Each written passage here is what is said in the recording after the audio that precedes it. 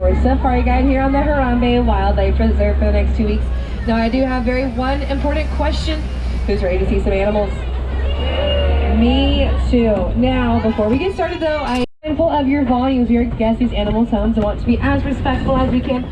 So please, no calling out to them, no whistling, no kissing, no clicking. They do not like it and they will not respond. And also keep your conversations down to a whisper. Now we are going to begin our adventure here in the Little Aturi Forest. And many of these animals have really good camouflage, just like that okapi way back there on the right-hand side, kind of behind that bamboo bunch. Now, okapis actually used to be known as the African unicorn. That's because for many years people didn't believe they existed because they look so different. It's like a donkey, a zebra, and a giraffe all in one.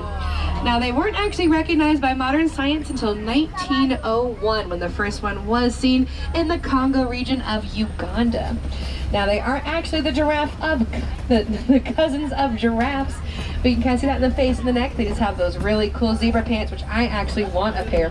Now, way up there on the left-hand side, at the very top of that hill, we can see a very handsome black rhino. I'll try to swing us around. Now, black rhinos are only one. Oh, there's another way back there. Oh, yeah. Now, they are only one of 5 surviving rhino species left on the planet. 2 of them do live here in Africa, the black rhino, of course, and the white rhino. Now, the other 3 will live all throughout Asia and in the South Pacific. Now, even though the black rhino look really big, they're actually pretty small. They're only about 3,000 pounds. But we still love them just the same. I'll see if we can get a good look at them. Do you breed them here? So right now we don't have a female. Okay. There he is. We can see him right up there. Do you see his horn? Very handsome fella. There he is. Do you see his horn? Oh, his horns are so pretty. Now, his horns aren't actually a horn. They're made out of a protein called keratin. And that's the same stuff that makes up our hair and fingernails. So it's kind of like a giant toenail. Now, over here on the left-hand side, we're going to see some rust-colored animals, and those are bongos. Now, bongos are known as the ghosts of the forest because they're very shy and timid in their nature. Now, on the top of the hill, that tall tan antelope is a greater kudu. She stands about 55 inches at the shoulder and can weigh up to 750 pounds. But now we are going to make our way out of the forest and into the river basin. This particular river is Sophie River. It's a great place for animals to gather and grab a drink, but it's also going to be home to some aquatic animals. Now, the warden has mentioned seeing some hippos through here, and I do see one. He's right by that fallen log. Oh, sorry, it goes under. Now, it's actually really cool we get to see him because hippos are nocturnal. They're going to be most active at night. So during the day, they're going to do most of their sleeping under the water. Now, they will come up for air about every 8 minutes, but they don't have to wake up. They will do it naturally, kind of like how we toss and turn in our sleep. Now, we're going to keep our eyes out for some more hippos, but these pretty white and gray birds on the island right here, those are pink-backed pelicans. Now, their name gives it away. They get a really pretty pink back during breeding season, so it's almost like they're blushing. Ooh. Now, they have my favorite love story of all time. That's because they do mate for life. And when a boy finds a girl that he likes, he will bring her a tree branch. And if that meets her expectations, they're going to be together forever. Oh, I know, but that's not the best part. That tree branch is the first stick in the nest they're going to build together. Oh, I know, is that so sweet? So happy Valentine's Day. And if you don't know what to get your significant other for Valentine's Day, get them a tree branch. But my friends, it's very important that we stay seated because we're going over a crocodile pit full of Nile crocodile. And look, they're so happy to see you. They're smiling. You know, I wish that were the case, but that's actually how these crocodiles regulate their body temperature and stay cool. Because reptiles don't sweat like us mammals do. So by keeping their mouth wide open, they're going to release all that excess body heat and cool themselves down. Also known as keeping. I like to think that they're smiling because they're happy to see you, just like I'm happy to see you. Oh, okay. Now we're going to sort of transition into one of the largest ecosystems and probably the most iconic, and that is the Savannah and the Serengeti grasslands. Now, since this is one of the largest ecosystems, it does have a rich amount of biodiversity. That's a really big, scary word that I learned in college. That just means all the different kinds of life. That includes everything from the grasses, the trees, the tiniest termite, to, of course, the tallest giraffe.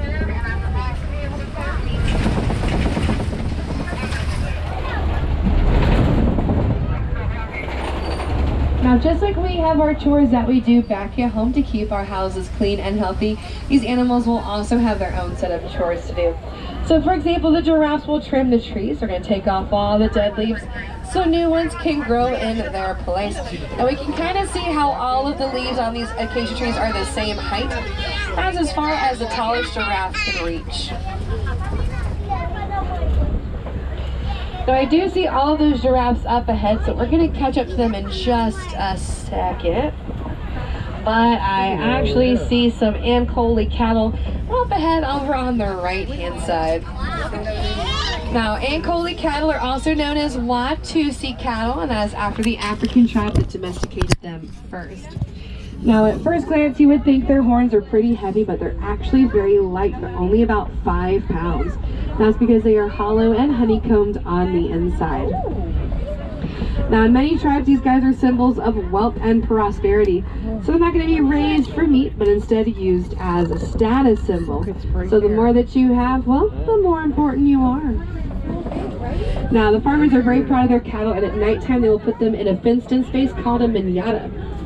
Now, it's made of thorny bushes, and it will discourage other farmers from stealing them, but also any animal from hunting them in the middle of the night.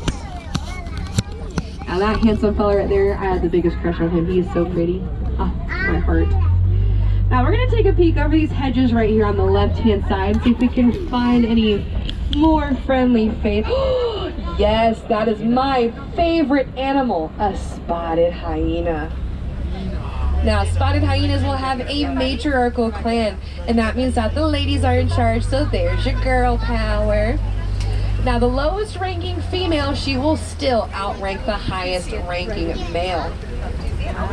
Now, it's a big misconception these guys are better scavengers than hunters, but they are actually really good hunters.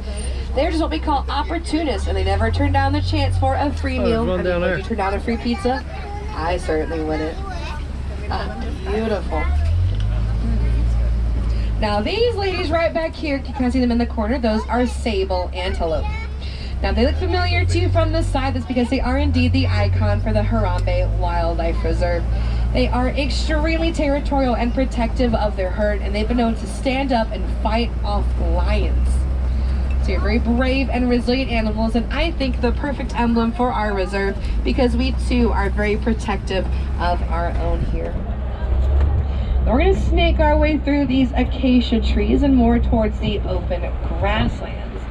Now, as you can see out there, there's not really a lot of places to hide, so animals have had to adapt to either have really good speed, have really big herds, or just be really big in general. So actually, I see a couple of speedsters over here. Once we turn this corner, they're going to be on the right-hand side. It's that big bunch of small antelope, and those are Springbok. Now, Springbok get their name because their legs are going to act like little bitty springs, allowing them to jump or croc about 13 feet. So they will jump 8 feet straight up in the air and about 13 feet long. It's super cute. It's like little bitty ping pong balls. It's so cute. Now, I sometimes call Springbok walking s'mores. That's because they have that cinnamon top coat, a chocolate brown stripe on their side, and those white underbellies. Now, they are the third fastest land animal, running anywhere from 45 to 50 miles an hour. Now, because of their speed and agility, they are actually the perfect mascot for many South African sports teams. And of course, those big gray animals on the top of the hill, those are white-bearded wildebeests. They are the most numerous animal. A single herd can reach anywhere from 100 to 1.5 million members. So a group is called an implausible. It's implausible to count them all. And of course, here are these cute little baby giraffes. Now, when those babies were first born, they were very little. They were 6 feet tall. And when they are fully grown, they reach anywhere from 16 to 20 feet. So they do get about as tall as those Nile crocodiles are long. Now, a group of giraffes is called a tower because they do tend to tower over everything. And you can tell the different subspecies or types of giraffe giraffes apart by looking at their coats. These on the reserve are Maasai giraffes. That's because their spots are very jagged and sharp on the edges.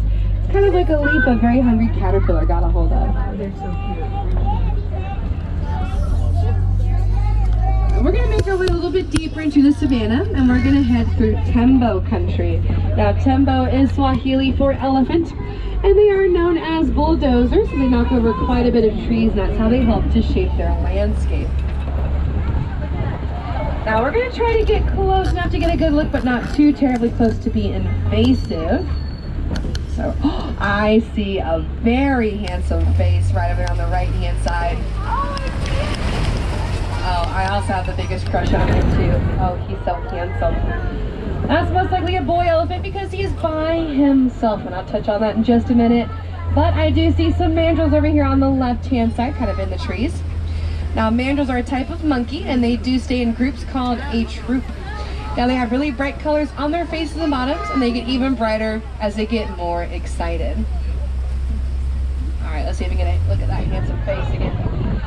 Now, male elephants, when they get about 13 to 15, they're going to be kicked out of their herd. And when they're kicked out, they're either going to fly solo or form a bachelor herd and kind of kick it with the bros and have some friendship. Oh, there he is. Oh, there he is. Now, he does look to be pretty young, so he still might be hanging around his original herd. So we're going to take a detour through the red clay pits and hopefully find some. But first we have to go over a haunted bridge. Now, it's only haunted because we didn't take down our Halloween decorations in time, so it's going to stay up forever. But if you want to act like we're not going to make it across and all that, you can, because I am, since I am a very festive person. All right, and my big scene begins in 3, 2, 1. Oh no, we're not going to make it! Oh no, what are we going to do? We're not going to make it! We're not going to make it! Oh, we made it! I knew we would! Okay, and scene. Happy Halloween, everybody. Now, it looks like we have made it through the red clay pits, and there's going to be a lot of elephant activity as seen by these footprints and also the tusk marks. That's because elephants love to eat it. Red clay is full of nutrients and minerals, so it is like a big old gummy vitamin, and we all know how important vitamins are. Now, elephant tusks are the coolest thing ever. They are not horns or antlers, they are teeth. It's just like we need our teeth to survive, elephants need their teeth as well. It just so happens their tusks are made out of ivory and not dentin and enamel like the rest of our teeth are. Now, of course, they are being poached for those tusks because they are made into different things, such as art pieces, jewelry, piano keys, and cue balls, just to name a few. Now, the only animal that needs an elephant tusk is going to be an elephant. Now, one way we can help these guys out is by buying eco-friendly items when we travel abroad. Now, one of those items is called the tangu nut. Now, tangu nut will look and feel just like ivory, but it is a tree nut and not an animal product. So it's really friendly, and you get all the beauty of ivory without being at the cost of an elephant. We're going to swing by this watering hole, see if we might be able to see some more elephants. But it looks like that herd might have moved on. They might have moved on, but that's okay because we can give these greater flamingos a little bit of love. Now, even though these are greater flamingo, they're actually the palest. Their bodies are a pale pink, but their wings are very brightly colored. Now, I am about to blow your mind. We see these flamingos right here? Those aren't their knees that bend backwards. Those are their ankles. Their knees are a little bit higher up in their bodies, so you can't really see them. When I found that out, my mind was blown. There's some more wildebeests over there on the right-hand side, a little bit easier to see, and also some giraffes as well. Now these, now right over here are going to be some Patterson's eland. Now they are the largest species of antelope, and it looks like there's a baby. Look at the little baby. Look at the nugget. Warden thinks that nugget's almost about 2 months old, so he's still the newest addition to the reserve, and we are very happy to have him. Oh, he's so cute.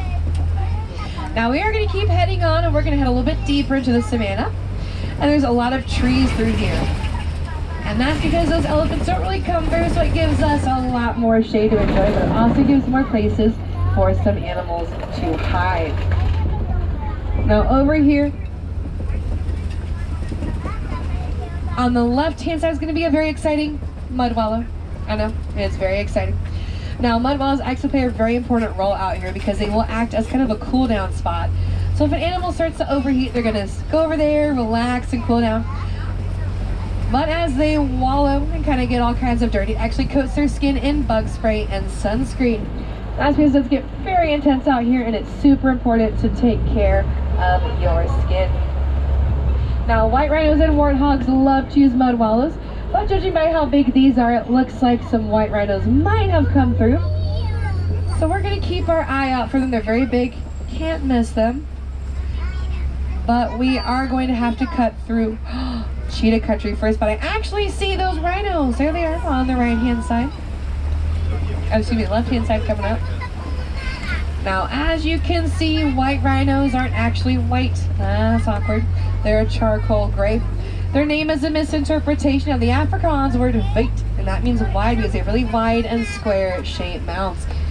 Now, they are very social, and we'll stay in a big group called a crash. Now, the groups are called crashes because they have really good hearing and really good smelling. Not so much eyesight. They sometimes will bump into things. Now, they are very chunky. They can weigh anywhere from 5,000 to 6,000 pounds.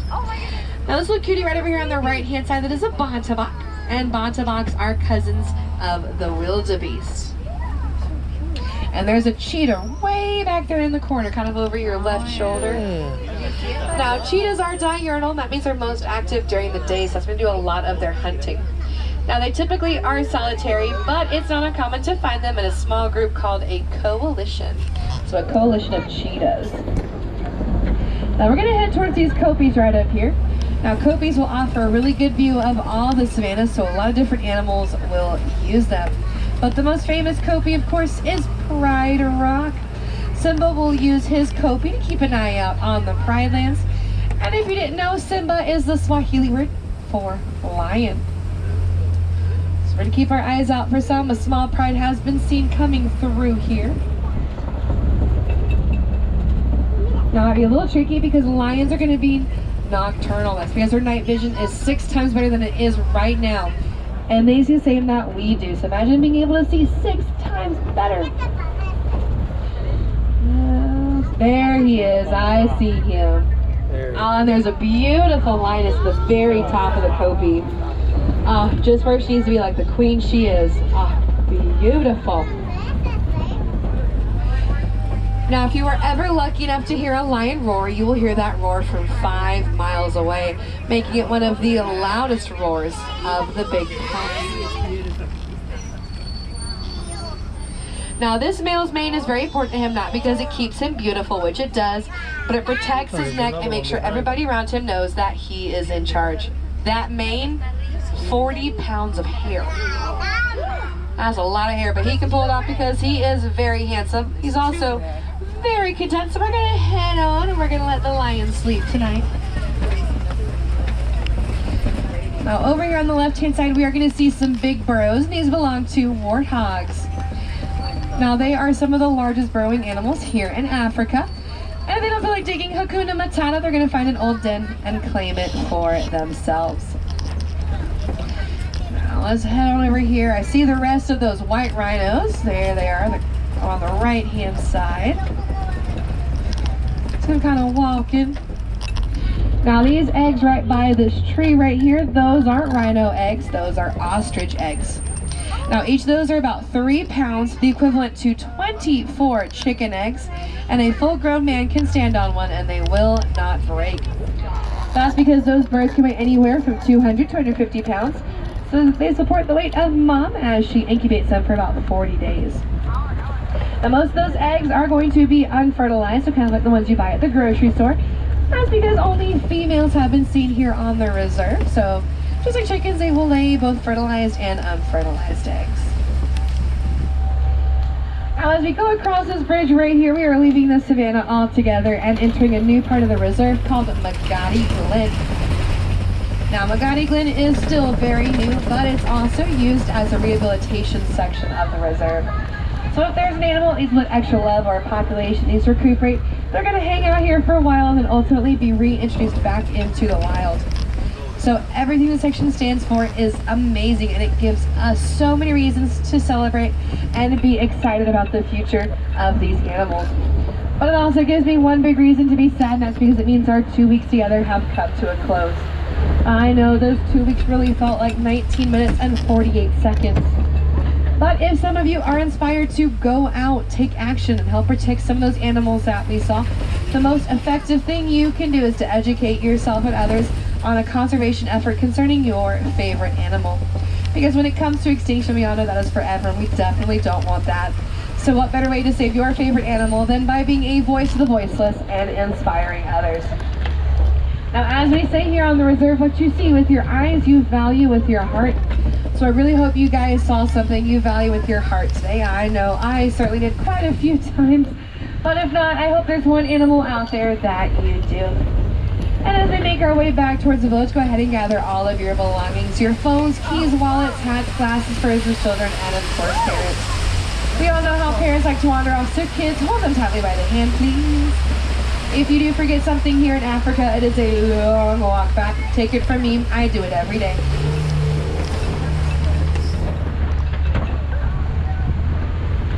But my friends, it's time to say goodbye, and I do not like goodbye, so instead we're going to say Kwaherini, and that is Swahili for to go well. If we happen to have any wilderness explorers on board, you have it on the Simba 1, the SIMBA 1. Now, if you guys are looking for something else to do here in Harambe, I invite you to check out the Festival of the Lion King show if you haven't already. It's a beautiful show that is indoors with some really great talents. Every hour on the hour, the shows are, and the last one is at 6 o'clock, so you still have some time to catch some. But my friends, if you had enjoyed your safari, my name is Naomi, and it was such a pleasure to have you guys. Asante Sana, thank you so much for spending your afternoon here with me at Kilimanjaro Safaris on the Harambe.